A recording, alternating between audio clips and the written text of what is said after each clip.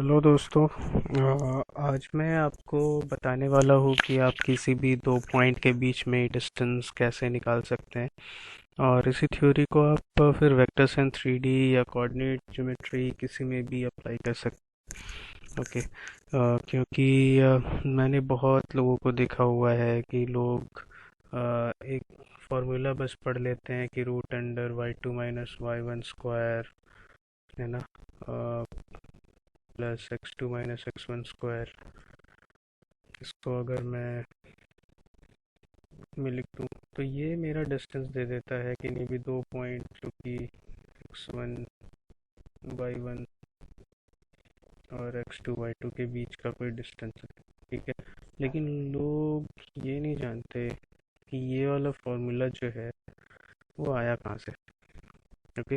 तो आज मैं इसके पीछे का जो कारण है वो मैं आपको बताने वाला हूँ, जिससे कि आप इसी सेम थ्योरी को आप 3D ज्योमेट्री में भी अप्लाई कर सकते हैं, जैसे जहाँ पे आपको निकालना होता है डिस्टेंस बिटवीन टू प्लेन्स, और या फिर distance between two lines, two parallel lines. Okay. So friends, सबसे पहले मैं ये बताता हूँ कि ये जो डिस्टेंस हम लोग कहते हैं, तो जो डिस्टेंस होता है ना, वो एक्चुअली जो हम लोग बात करते हैं वो सबसे शॉर्टेस्ट डिस्टेंस की बात कर रहे होते हैं। क्योंकि अगर मान लो डिस्टेंस मेरा यहाँ से अगर x2 और y2 है, x2 और सपोज x3 मेरा दो पॉइंट है, इनके बीच में अगर मैं कभी भी जो डिस्टेंस बात करता हूँ ना इन mathematical terms, so it is basically the shortest distance which we are talking about. Okay. So and in mathematical terms अगर आप कभी दो लाइन के बीच की डिस्टेंस बात करो, या फिर दो किसी ऑब्जेक्ट के बीच की डिस्टेंस बात करो, ठीक है, तो it is basically the shortest distance is basically third is taken as the perpendicular distance between the two object or the line, or any item. Okay. So it basically represents the perpendicular line as the length of the perpendicular line joining the two objects, or the two lines, or the two planes. Okay. So basically friends, अगर मैं आपको ये बताऊं कि अब मैं इसका एक प्रूफ आपको एक बताता हूँ कि ये जो पूरा फॉर्मूला है या फिर ये जो पूरी थ्योरी है वो इसके बैकग्राउंड में क्या कारण होता है। ओके। So okay. सो चलिए, अगर मैं इसको डिराइव करना चाहूँ, सपोज सपोज ये एक पॉइंट है ए, इसके पीछे की थ्योरी आप पहले समझ लीजिए, एंड ये पॉइंट है बी। ठीक है। अ, समझने के लिए मैं एक और पॉइंट लेता हूँ जिसको कि मैं ओरिजिन मार्क करता हूँ। ठीक है। या फिर या सपोज मैं यहाँ पे खड़ा हूँ और मैं इन दो पॉइंट्स की डिस्टेंस यहाँ से बताता हूँ। Suppose from observer to A the distance is suppose 28 meters, and from observer to B the distance is say suppose 48 meters. Okay. And अब मैंने आपको ये बता ही दिया कि ये जो ऑब्जर्वर है, ये ऑब्जर्वर इन ए और बी लाइंस के कोलिनियर है, राइट। कोलिनियर पॉइंट्स है O A B. Okay. This is just for the sake of simplicity. आप इसको बाद में, अगर ये कारण अगर आप समझ जाते हैं, तो आप बाद में इसको टू डायमेंशनल प्लेन, ऑब्जर्वर अगर कहीं टू डायमेंशनल प्लेन में पे भी हो तो आप उसके रेस्पेक्ट में आप निकाल सकते हैं। ओके। तो पहले मैं यहाँ पे कोलिनियर केस के बारे में बात करता हूँ। So let's suppose it is a collinear case. So in this case, अगर मैं ए और बी के बीच का जो डिस्टेंस है वो अगर निकालना चाहूँ तो कैसे निकालूंगा। So distance between A and B it's nothing but OB minus OA. Okay, so distance of OA minus OB will basically represent the distance of A and B. If say suppose A पे अगर कोई चीटी है, ठीक है, वो अगर इस डायरेक्शन में बी की तरफ मूव कर रही है, अगर मैं इसका डिस्टेंस जानना चाहूँ कि इस चीटी ने ए और बी से कितना डिस्टेंस ट्रैवल किया, अगर मैं यहाँ पे खड़ा हुआ उस चीटी के मोशन को देख रहा हूँ तो मेरे से उस चीटी के ओरिजिन का डिस्टेंस अगर और मेरे से उस चीटी का जो एंड पॉइंट है उसका डिस्टेंस अगर मुझे पता हो, तो मैं ये डिस्टेंस ए बी आराम से इन दो डिस्टेंस को सब्ट्रैक्ट करके निकाल सकता हूँ कि उसने कितना ट्रैवल किया. Okay, same is the case when we analyze a motion in the two-dimensional plane. Say it's xy axis. Suppose ये मेरा origin है और this choice of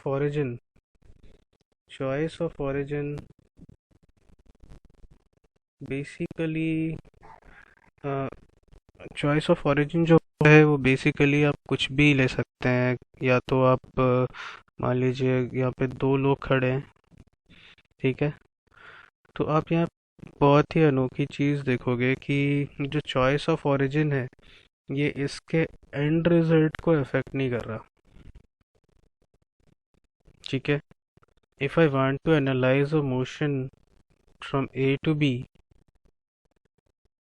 right, so the distance of A and B will not be affected will not be affected based on the choice of origin. अगर मैं ये axis लेने के बजाय अगर मैं ये वाली एक्सिस पे इसको इस मोशन को एज्यूम करूं, तो मेरा जो डिस्टेंस जो ये ट्रैवल करेंगे ना वो इसके हिसाब से फिर वो एडजस्ट हो जाएगा. सपोज ये O है, ये है, ये B है, सो ये वाली लेंथ ना मेरे ओरिजिन के चॉइस पे के हिसाब से वो बढ़िया घट नहीं रही है. It is independent. It's only the matter कि मैं इसको ऑब्जर्व कहाँ से कर रहा हूँ. And this is the sole beauty of this technique. Okay, and that is why this distance is called a scalar quantity and not a vector. However, the displacement जो displacement होती है ना, displacement is directional dependent. और वो भी इसलिए होती है क्योंकि हम लोग ये कहते हैं कि उसके साथ एक एसोसिएटेड क्वांटिटी रहती है, एक एसोसिएटेड डायरेक्शन अपने आप रहता है कि इस चीटी ने किस डायरेक्शन में वैसे मूव किया, वेदर बी की तरफ मूव किया या फिर ए की तरफ मूव किया. Okay, so displacement is a vector but the distance between 2 points is not a vector. So आप इससे भी ये एक्सप्लेन कर सकते हैं. अब चलिए मैं आपको डिराइव कर रहा था. तो ये जो चॉइस ऑफ ओरिजिन है ना वो आपके डिस्टेंस को कभी भी चॉइस ऑफ ओरिजिन अफेक्ट नहीं करती. ओके, सो नाउ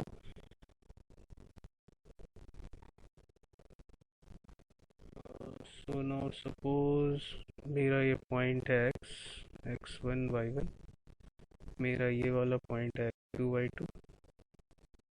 ओके, अब मैं इन दोनों के बीच की जो डिस्टेंस है वो नापना चाहता हूँ with respect to this observer source, with respect to this origin, and with respect to this observer at origin.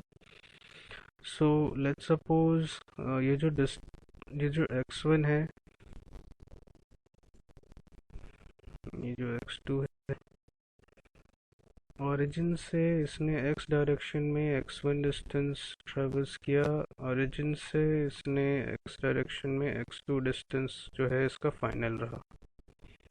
ठीक है, ये इसका इनिशियल है, ये इसका फाइनल पोजीशन है. Okay, similarly while traveling in xy plane it has traversed a displaced distance of y1. It has covered a distance of y1 from origin with respect to the observer in y-axis, along y-axis, and cover the displacement of y2 along the y-axis for its final position. Okay, अब बताओ कि ये जो मेरा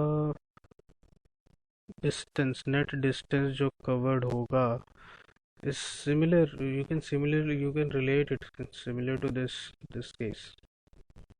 ठीक है, इस case से आप रिलेट कर सकते हो.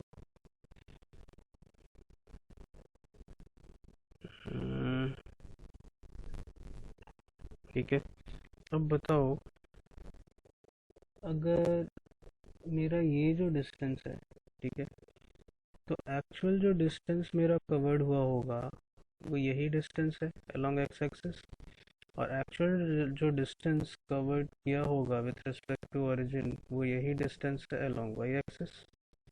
What is this distance? Y net and X net. So what is the net distance traveled along x-axis? It's basically x2, जो यहाँ से यहाँ का जो डिस्टेंस होगा. ठीक है, अगर मैं इसको p मान लूँ, इसको मैं q मान लूँ, so this will be x2 minus x1. यही डिस्टेंस है जो x-axis के along कवर हुआ. Similarly, in case of y-axis, तो जो जो डिस्टेंस जो डिस्टेंस वाई एक्सिस में कवर किया गया वो यही है, Y one minus Y two in this case, right. Okay, so this point is basically, ये जो पॉइंट है वो y1 है, ये जो पॉइंट है वो y2 है. सो y1 is the topmost point, y2 is the bottom point, so y1 minus y2 will be the distance covered, right. So as I said, कि जो डिस्टेंस की जो हम लोग बात करते हैं वो ऑलवेज परपेंडिकुलर डिस्टेंस की बात करते हैं, राइट. सो अगर मैं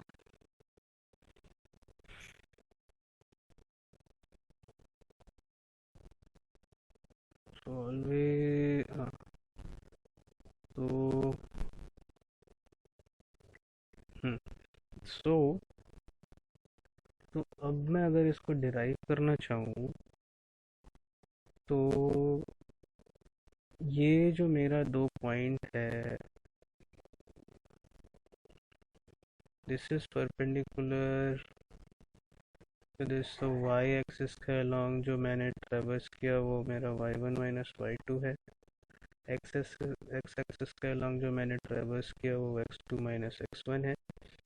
तो जो ये डिस्टेंस जो होगा when I apply Pythagoras theorem,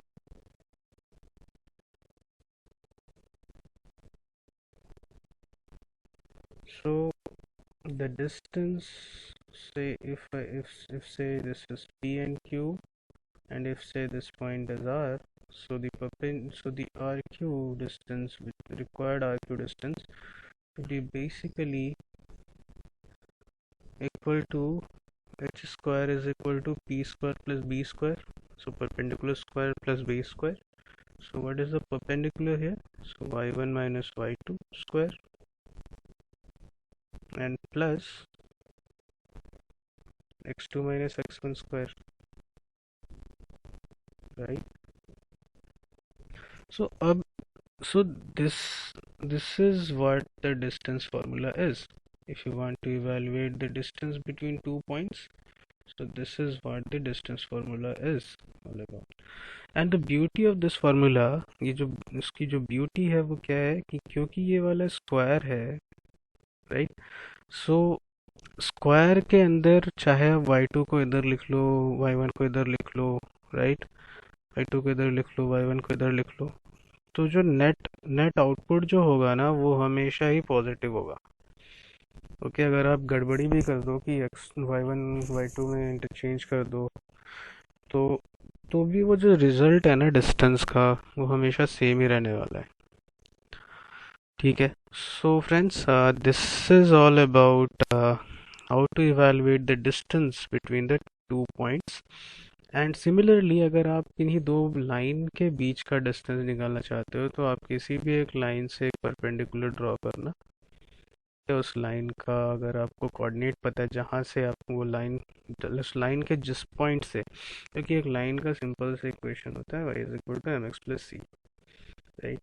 and अगर इस लाइन का भी y is equal to y2 is equal to mx2 plus C, right.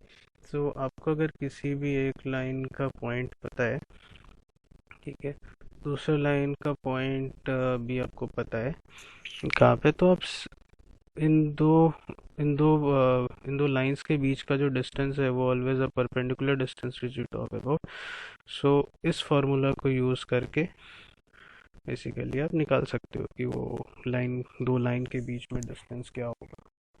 And if these lines are parallel, so always from the vectors and 3D geometry आप उस line के equations के साथ भी खेल सकते हो कि उसका जो नॉर्मल होगा, नॉर्मल टू द लाइन, वो वो कैसा होगा।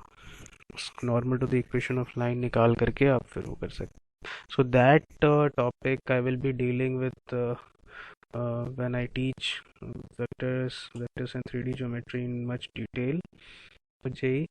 सो अभी के लिए अगर आपको अच्छा लगा ये टॉपिक तो प्लीज़ लाइक एंड सब्सक्राइब करें। And one information for you all, that I will be going to take up vectors and 3D geometry in much detail for JEE aspirants and for all the keen learners there over there. So if you do like the sessions, then please like and subscribe and also share with among your friends so that they will also get benefited. So thank you friends, thanks a lot, have a good day.